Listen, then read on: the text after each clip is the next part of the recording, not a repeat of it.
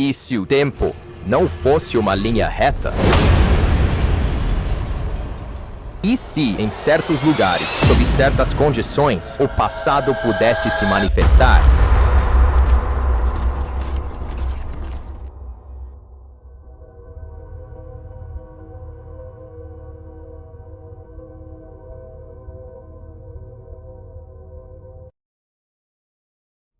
Verão de 1901. Duas inglesas entram nos Jardins de Versalhes para um passeio que desafiaria a própria realidade.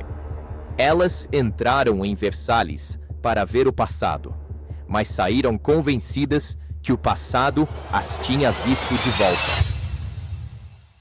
Relataram encontros impossíveis e um silêncio sobrenatural. Lá, viram uma mulher sentada desenhando com uma serenidade perturbadora. Detalhes históricos que quase ninguém conhecia, mas que elas descreveram com precisão anos depois. Seria ilusão, assombração ou um rasgo real na tapeçaria do tempo? Bem-vindos ao Vórtex de Cronos. O mistério começa agora.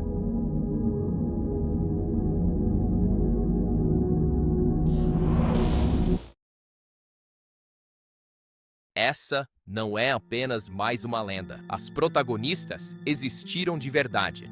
Charlotte Ann Moberly e Eleanor Jourdan não eram sonhadoras. Eram mulheres ligadas ao meio acadêmico de Oxford, cultas, respeitadas e valorizavam reputação e rigor. Isso torna o relato delas ainda mais intrigante. Em 10 de agosto de 1901, durante uma viagem à França, elas decidiram visitar Versalhes, e especificamente o Petit Trianon, associado à figura de Maria Antonieta. O que deveria ser um passeio elegante de verão, transformou-se em um dos relatos mais estranhos e duradouros do século XX.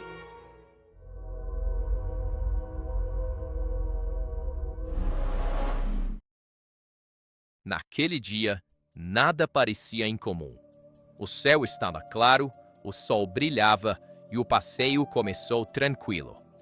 Elas visitaram o palácio principal e seguiram para o Trianon. Até aqui, tudo era turismo. Mas em algum ponto, o ambiente começou a mudar. Não foi uma explosão, mas algo sutil e perturbador. Uma sensação. A impressão de que o ar havia ficado pesado, denso. O espaço ao redor perdeu vitalidade. A paisagem continuava ali, mas a realidade estava estranhamente deslocada. Esse detalhe é crucial. Em muitos relatos de distorções temporais, o primeiro sinal não é visual, é emocional. Um silêncio artificial, uma opressão difícil de explicar, a certeza instintiva de que algo está errado. Foi essa sensação que as envolveu, preparando o terreno. À medida que a estranheza aumentava, as visões começaram a se materializar. Em busca do caminho, elas pediram orientação a homens com casacos verdes e chapéus tricórnios, roupas anacrônicas para 1901. A visão já era estranha, mas o que veio depois foi ainda mais perturbador. Um mergulho mais profundo na anomalia. Moberly viu um homem sombrio, com expressão inquietante, sentado próximo a um antigo quiosque chinês. A sensação era profundamente desagradável, como olhar para alguém que não pertencia àquele tempo, um intruso de uma era esquecida. Logo depois, outro homem com um sorriso enigmático indicou um novo caminho, como se as guiasse por um labirinto temporal. E então veio a imagem mais icônica, o ápice da experiência. Uma mulher sentada, desenhando, com uma calma perturbadora. Vestida com roupas antigas, estilo século XVIII, imóvel, serena. Anos depois, Moberly acreditaria que era Maria Antonieta. Se isso soa absurdo, é por isso que o caso sobrevive. Não descreve monstros, mas um cenário comum invadido por detalhes que não deveriam estar ali. é a sutileza do impossível, a invasão do anacrônico no cotidiano.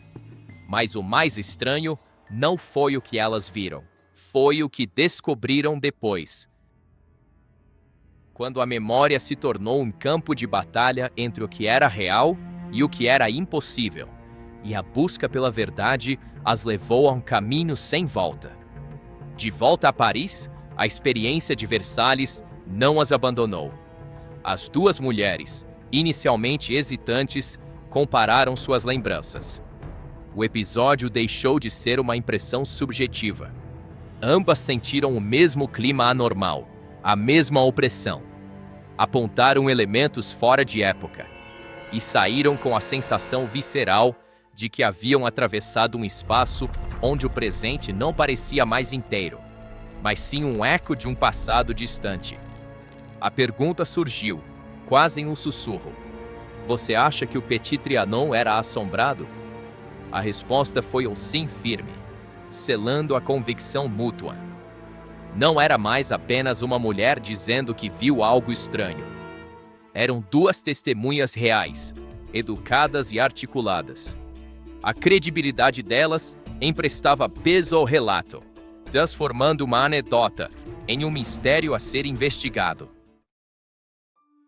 Mais tarde, elas investigaram e publicaram a experiência no livro An Adventure, em 1911.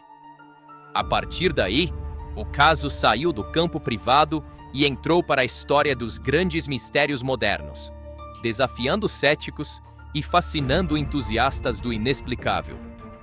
Muitos casos estranhos desaparecem com o tempo, desmascarados pela lógica ou esquecidos pela história. Mas o episódio de Versalhes ganhou força e permanência por um detalhe específico, uma peça do quebra-cabeça que se encaixava de forma perturbadora.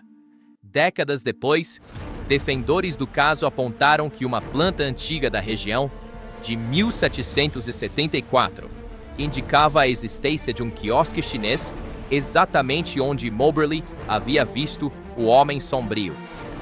Este quiosque havia sido demolido muito antes de 1901, e sua existência não era de conhecimento público geral. A pergunta se tornou inevitável, ecoando nos corredores da história. Como elas teriam mencionado algo tão específico, relacionado a um cenário antigo e desaparecido, se esse detalhe não era conhecido por ninguém na época? Seria coincidência? Ou algo mais profundo? Uma validação inesperada de uma experiência impossível? Foi aqui que a história mudou de patamar, tornando-se objeto de estudo sério e de debate acalorado. O caso passou a ser tratado como possível evidência de um time slip, um deslizamento temporal. A ideia é simples e assustadora.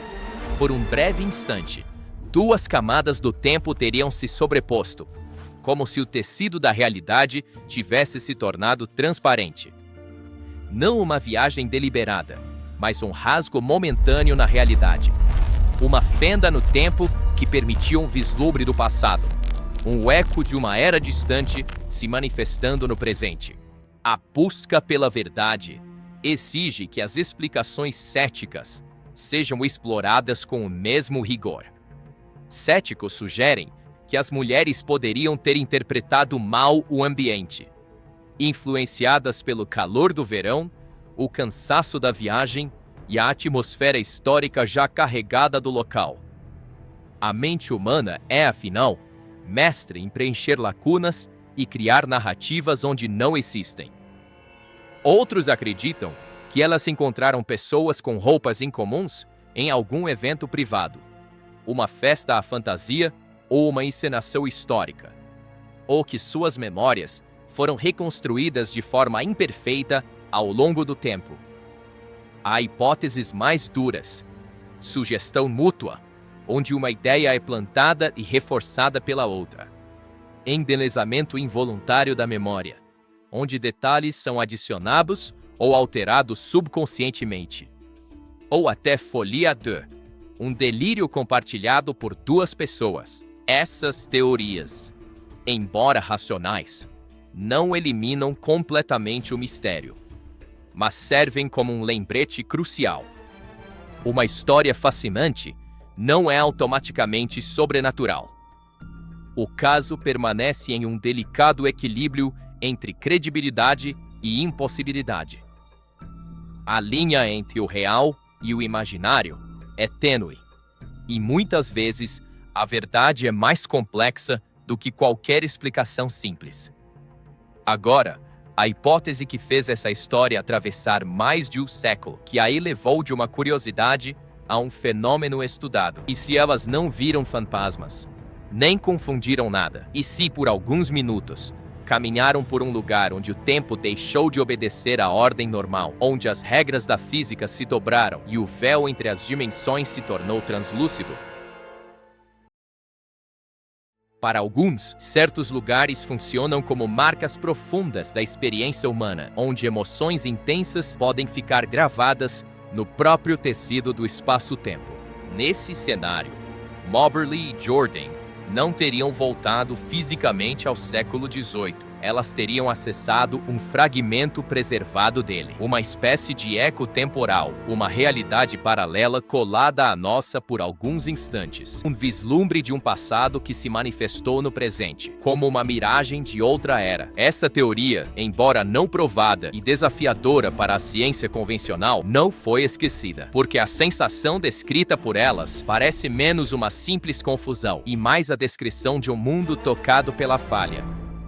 Casos como esse nos fascinam porque atacam uma crença silenciosa, mas profundamente enraizada, a ideia de que o tempo é estável, linear e imutável.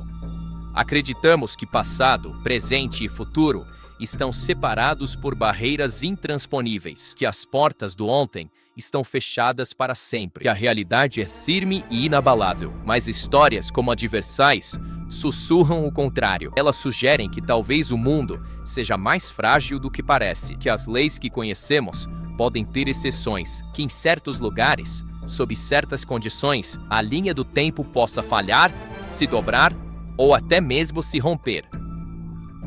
Charlotte Moberly e Eleanor Jordan existiram. O passeio aconteceu. O livro foi publicado. O caso entrou para a história. O que realmente aconteceu naquele dia em Versalhes? Isso continua em aberto. Ilusão, assombração, memória distorcida ou um contato breve com outra camada da realidade. Agora eu quero saber de você. Se estivesse naquele jardim em 1901, você acreditaria que viu fantasmas? Ou que, por alguns minutos, o tempo simplesmente se rompeu? Deixe sua teoria nos comentários. E se você gostou deste mergulho no inexplicável, não se esqueça de curtir o vídeo e se inscrever no canal Vórtex de Cronos para mais histórias que desafiam a nossa compreensão do tempo e da realidade.